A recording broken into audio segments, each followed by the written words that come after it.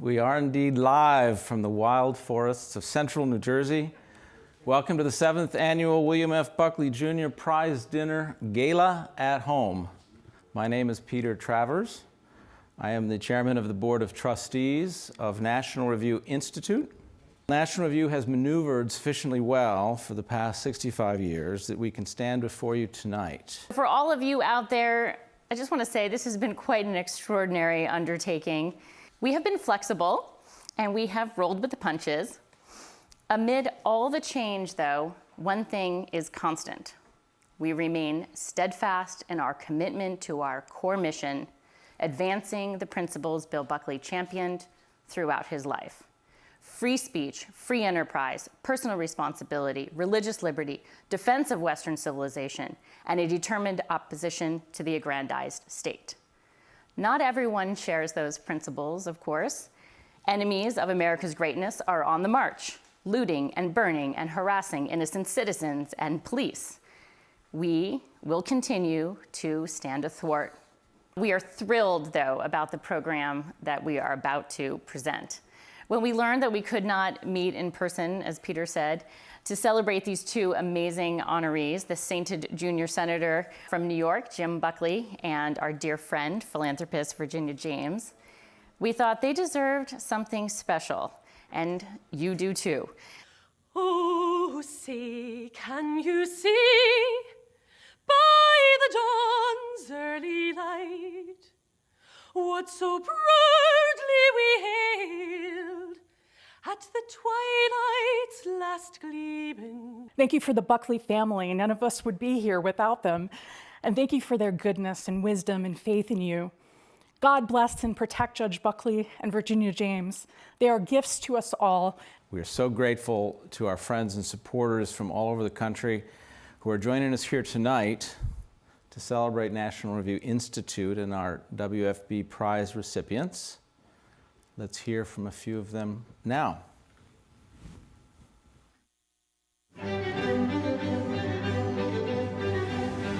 Please join me in lifting your glass in tribute to Jim and Virginia.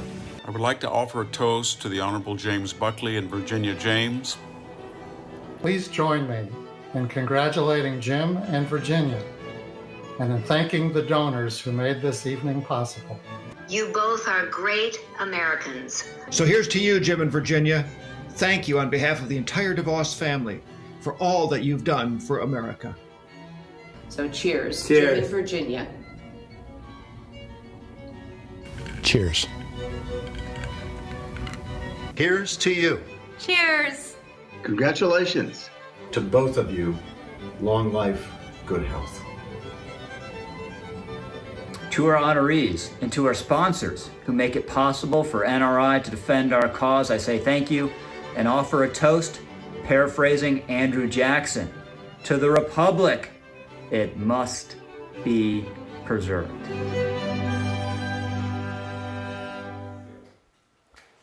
Thank you to everyone. You look so stylish. Gala at home indeed. We are grateful to have my neighbor from up the road, the estimable Virginia James. Let us enjoy several testimonials to Virginia and about her great and important work for this country.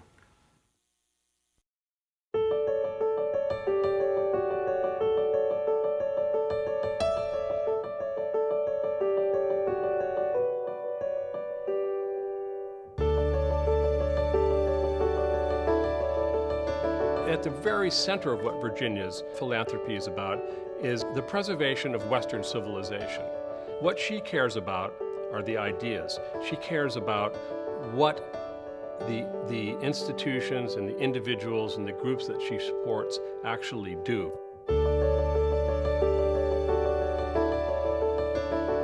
Virginia James has dedicated an enormous amount of time to philanthropy that advances limited government and the first principles of our Western cultural tradition. She's given of her resources, but in ways that have a big impact for the principles that she believes in and lives by. Virginia's a faithful founder and funder of the school choice movement. As nascent organizations took shape in the 1990s, she was there with her purpose and her purse. I must say I'm very, very pleased.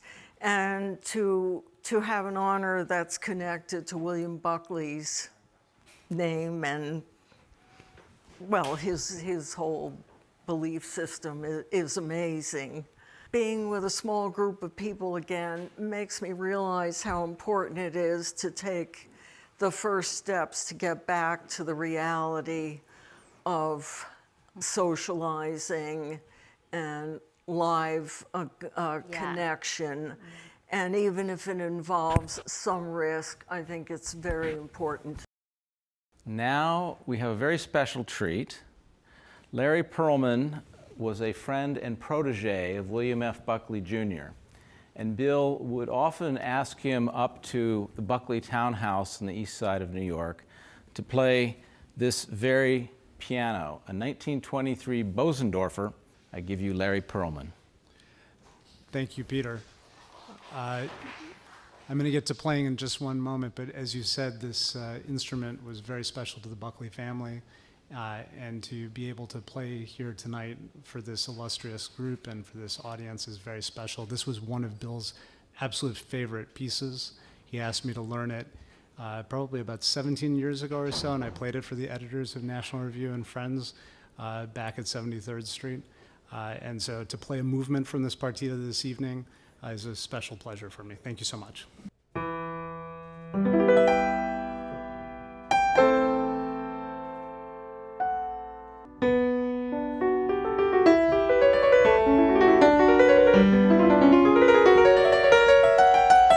It's now my pleasure to introduce my friend, the editor-in-chief of National Review, the indomitable Richard Lowry.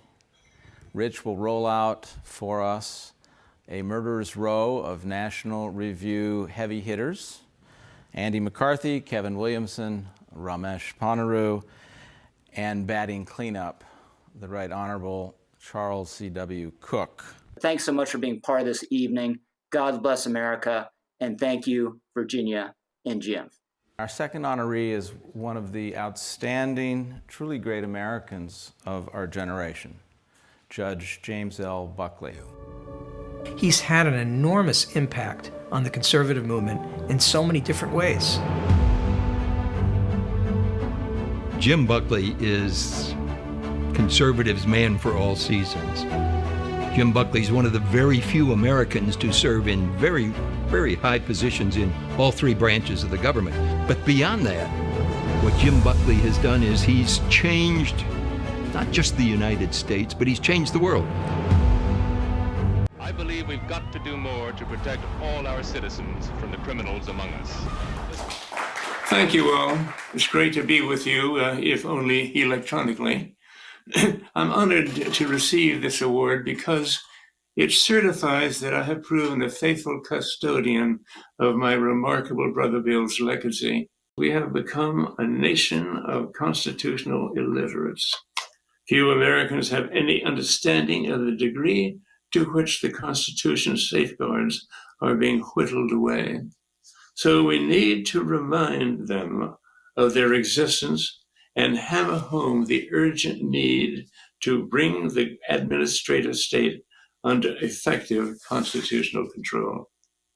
That will be anything but easy, but it must be done. The challenge to preserve our republic has always been with us, but I suggest we are now facing an unprecedented threat. As Benjamin Franklin reminded us in the close of the Constitutional Convention, while the framers have given us a republic, it is up to us to keep it. You have your marching orders. God bless you all.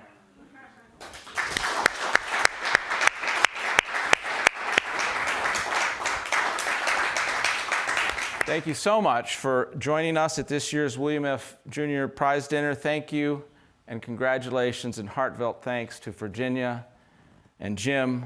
We really are all in your debt. Now, let the revels proceed. Please join the after-party chats in the virtual platform where I hope you connect with old friends and meet new ones. As convenient as it has been for me to be at home this evening, I very much look forward to greeting all of you in person next year at Cipriani in New York City on October 20th, 2021. I will be there. I hope you're there. Virginia and Jim and all of National Review Nation, I salute you. Take one.